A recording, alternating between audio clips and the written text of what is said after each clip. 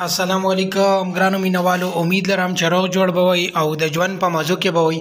عزتمندو نه ویډیو کې درته هرکلی وایم. عزتمندو ډېر افسوسناکه دردناکه واقعه مخې ته راغلې ده.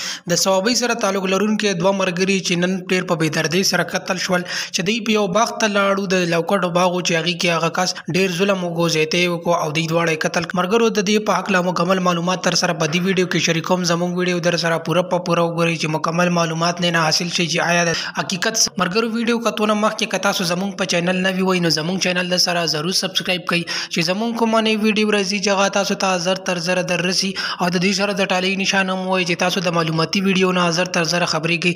ملګرو په روشني کلیک چینل کې درته هرکلی وایم. ملګرو ډېر افسوسناکه دردناکه واقعه مخې ته د صوابۍ سره تعلق لرونکي دوه ملګري چې ډېر ښایسته هلکان دي او بالکل ځوانان هلکان دي، چې د هغې په وجه باندې دوی د لوکټو باغ ته لاړو، چې د هغې په وجه باندې د لوکټو باغ ته چې کله دوی واوړېدل او دوی لوکټ په غله باندې راشو کول، نو دغه لوکټ والا سړي دوی دواړه ګیر کړل او هغه ظالم دومره ظلم او زیاتی وکړو چې هغوی د دواړه یې قتل کړل، او دغه سره تماچه وه چې د هغې نه بعد یې د دواړه وویشتل او قتل یې کړل او په باغ کې یې پرېښول، چې د هغې نه بعد د کلي خلک خبر شول او د باغ ته راغلل او د دوی دواړو لاشونه یې وړل او پولیس هم په موقع رالو. پولیس FIR درج کړو. د هغه باغ مالک وتښتېدل، خو هغه دومره ظلم او زیاتی وکړو چې د یو لوکټ په دانې باندې دوه کسه ظالمان دوه هلکان قتل کړل. ډېر ظلم او زیاتی وکړو او مور او پلار هم دا وینا وه چې آیا د موږ سره دومره ظلم او زیاتی ولې د یوه لوکټ په بانه باندې زموږ په پښتنو کې دا ډېر زیات ظلم او زیاتی کېږي چې په نښه وړه خبره باندې ټوپک راوالي او تمباچه راولي او یو بل قتل کړي او بیا پې کورونه وران شي او دښمنانو